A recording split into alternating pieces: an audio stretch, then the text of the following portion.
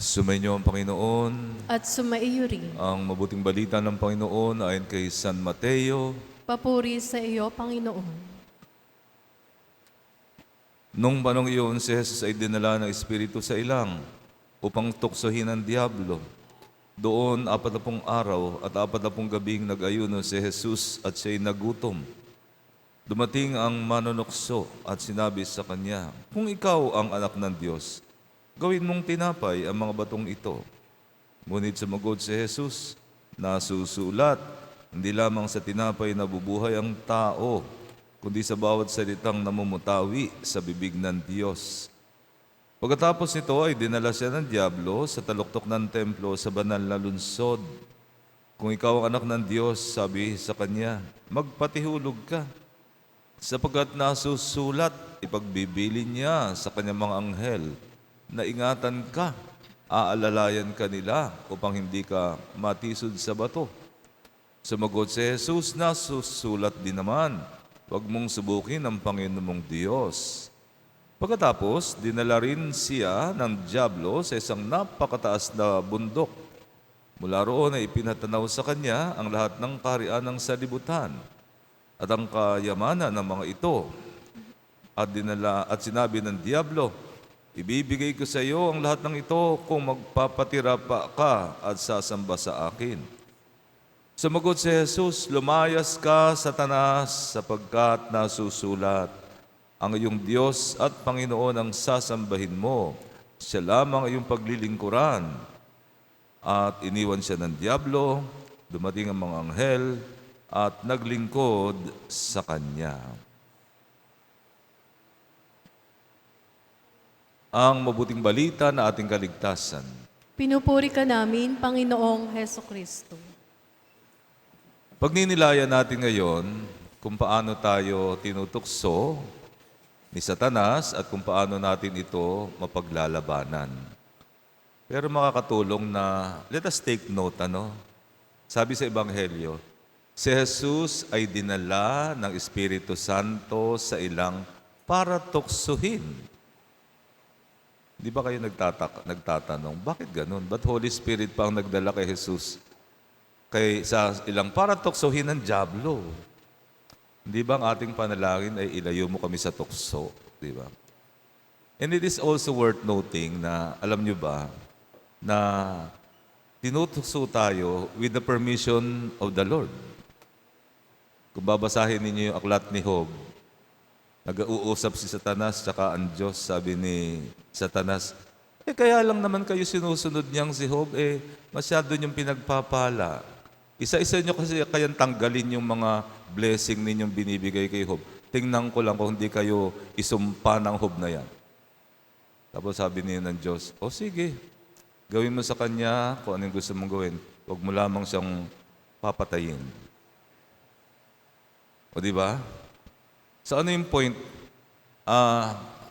Tandaan natin mga kapatid, pinapahintulutan ng Diyos na tayong tuksuhin, hindi upang magkasala, kundi upang subukin at upang palakasin.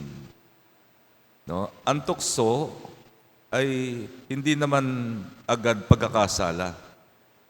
Dito susubukan ng Panginoon kung siya lagi ang pipiliin natin. Kasi alam nyo, every time na tayo naharap sa tukso, you are given a choice. Si Jesus ba o si Satanas? There is no middle ground. Si Jesus ba o si Satanas ang pipiliin mo?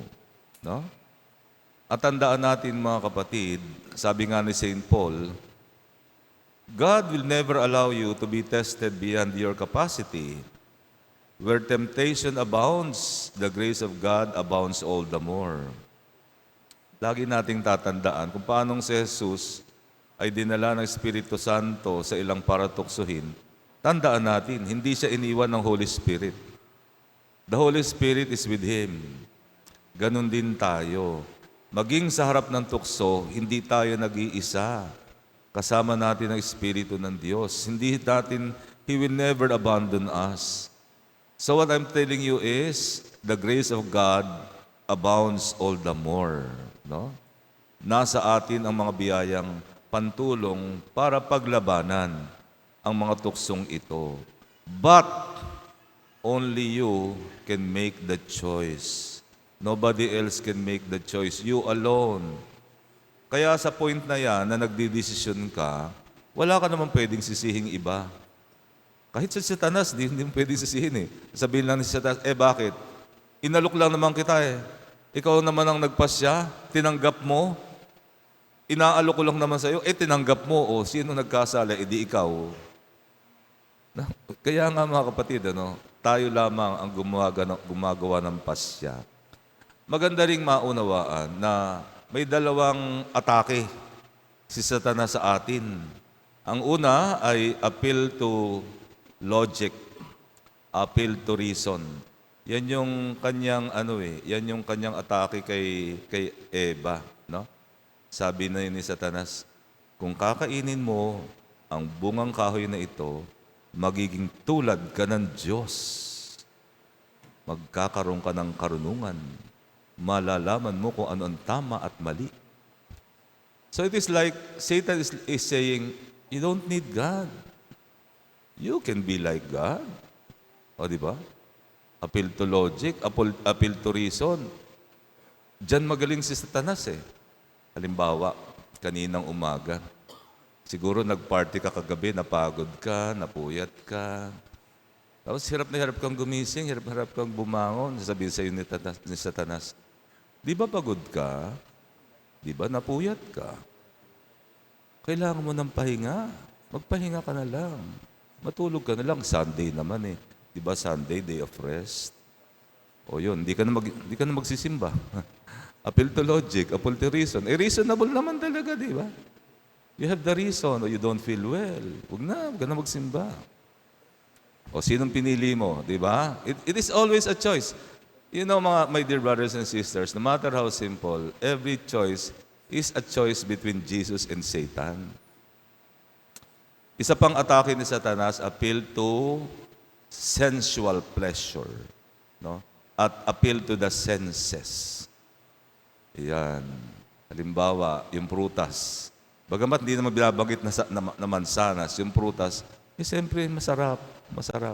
So, ibig sabihin, ang laging alok sa atin ni Satanas, mga bagay na madali, masarap, maginhawa. Easy glory, easy money, easy fame. Yung lahat ng madadali. Lahat ng tukso madali.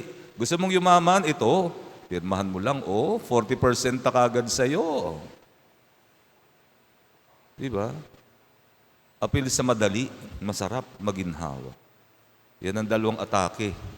You have to be aware of that. No? So ngayon, paano natin paglalabanan ang tukso? No? Kasi, alam nyo, isa sa mga bagay, isa sa madalas na narinig natin, ako'y tao lamang na makasalanan. Tama. Pero huwag kang tumigil doon. Dapat may sabihin ka. Pero, binigay ng Diyos sa iyo ang Espiritu Santo niya. Huwag kang tumigil lamang doon sa tao lamang at makasalanan. Dapat, oo nga, pero, nasa akin ang Holy Spirit. So meaning, meron kang panlaban. May panlaban ka. Okay, number 1 defense natin, ha? Know the presence of the devil. Sa totoo lang, hindi ito madali. Kasi the devil is the master of disguise. The devil is the master of gimmicks. Dati naman siyang anghel, di ba? Siya si Lucifer na naging Satanas. Napakadali para sa kanya ang mag-disguise na maging mukhang anghel. Alam niya yan. Dati siyang anghel. Madali siyang magpakita sa iyo o magparamdam sa iyo na siya ang kailangan mo dahil siya ang madali, no? Madali, maginhawa at solusyon sa iyong mga problema. Siya ang tugon sa iyong mga pangarap. Okay? So we have to be aware of the presence of the devil. Kadalasan, makikita mo sa magiging bunga, kung gagawin mo ba yan, ito ba'y makakabuti sa lahat? Hindi lang sa'yo. No? Yun.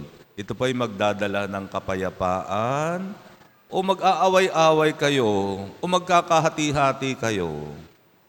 So sabi nga, by the fruit you will know the tree. Kasi kung minsan di madaling matukoy eh. Kasi nga magaling siya magkubli, madaling mag-disguise. Kaya isipin mo what will be the consequences. Yun ang isipin mo. Ito ba'y magbubunga na mawawala ang pondo ng bayan kasi ibibigay lang sa'yo? Mga ganon. Tingnan mo yung consequences. Kasi ang problema ng marami sa atin, ang tinitingnan natin yung offer. Hindi natin tinitingnan yung consequences. Samantalang si Satanas, doon nag-aantay sa consequences. Okay, number 2, defense. Know the ways of the Lord. Dapat alam natin paano naman kumikilos ang Diyos sa buhay natin. Dapat alam natin yon. Paano natin malalaman? You know, that's the reason why you need to be familiar with the Scriptures. We need to be familiar with the Bible. Kasi sa Bible, doon natin malalaman paano kumikilos, paano yung style ni Lord, no? Paano siya kumikilos. Ano yung mga sinasabi niya, ano yung mga utos niya, ano yung mga tagubilin niya. You need to be familiar with the Word of God. And second, kailangan pag-aralan natin ang turo ng simbahan. Balikan natin yung basic, balikan natin yung 10 utos ng Diyos. Diba? Isa doon yung huwag kang magnanakaw. Hindi mo pwedeng bigyan ng alibay. Hindi naman ako nagnakaw eh. Pumirma lang ako ng kontrata eh. Hindi ko naman hinihingi, binigay sa akin 40%. Di ba ganun? Yon, halimbawa yung huwag kang papatay. Hindi naman ako pumatay eh. Kasi yung baby yung nagkaroon ng buhay, lumaki yung tiyan ko eh. Ayoko na lumaki yung tiyan. So, pinaalis ko. Abortion. Ganun ba? No? Kinakailangan, we go back to the basics. No? Huwag kang makikiapid. Kaso, nakikipaglibin ka naman. Simba ka ng simba, komunyon ka pa ng komunyon. Di ba ganun? Know the ways of the Lord. We go back to the basics. Alamin natin, ano bang pinag-uutos? Ano ba yung 10 utos? Yun. Isa sa mga nakakalungkot na realidad ngayon, yung loss of the sense of sin. Nawala na tayo ng concept ng sin. At masama, we have normalized sin.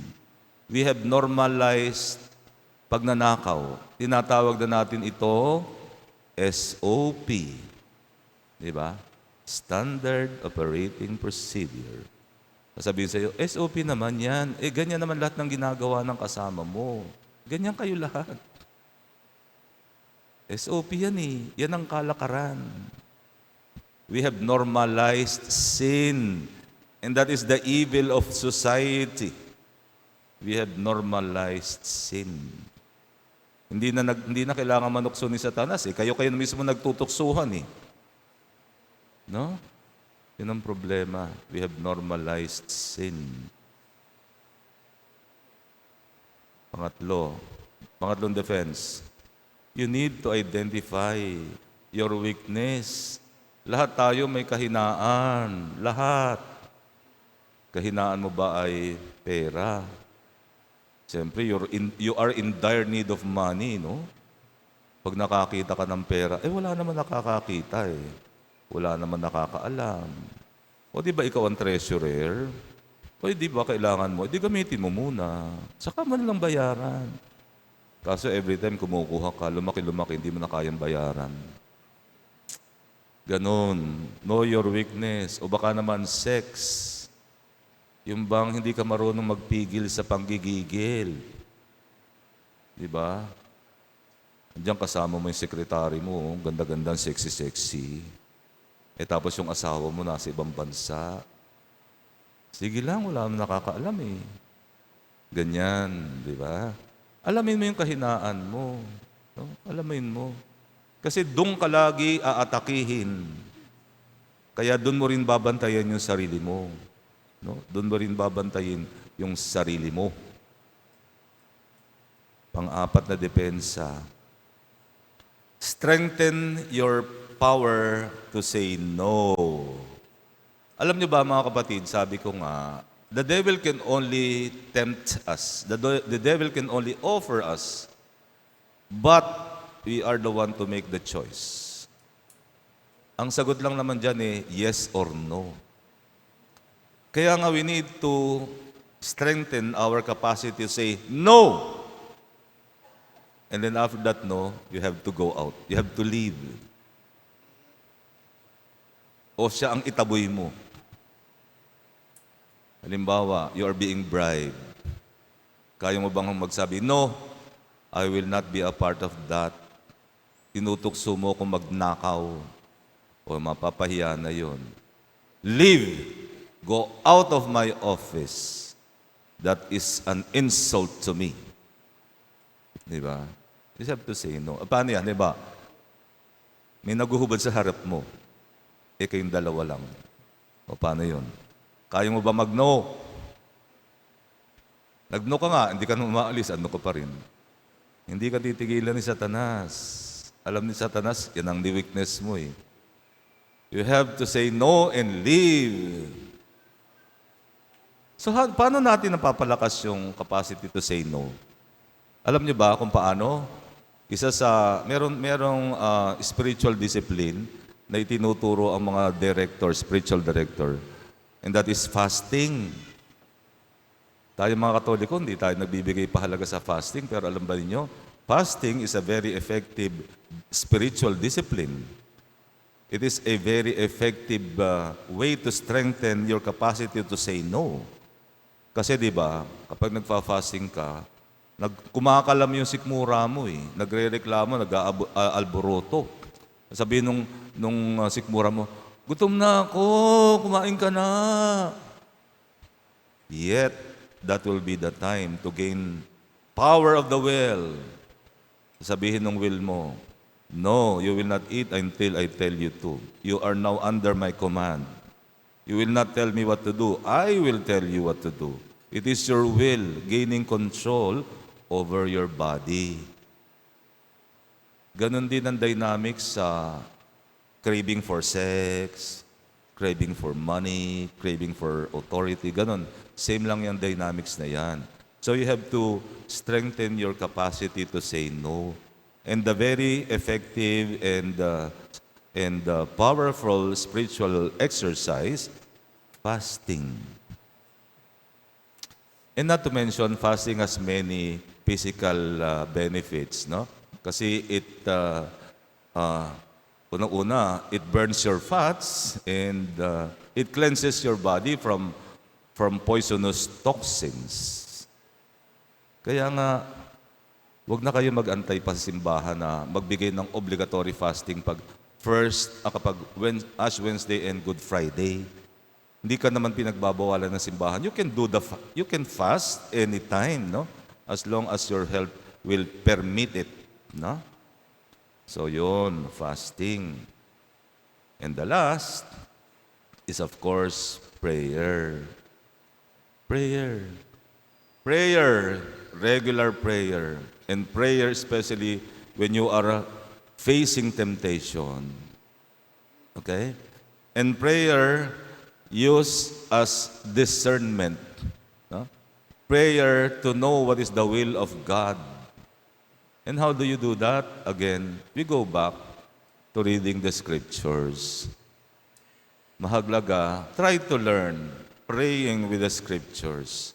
At least you are guided. Kasi kung prayer ka lang ng prayer, pwede rin pumasok si Satan kasi dyan eh.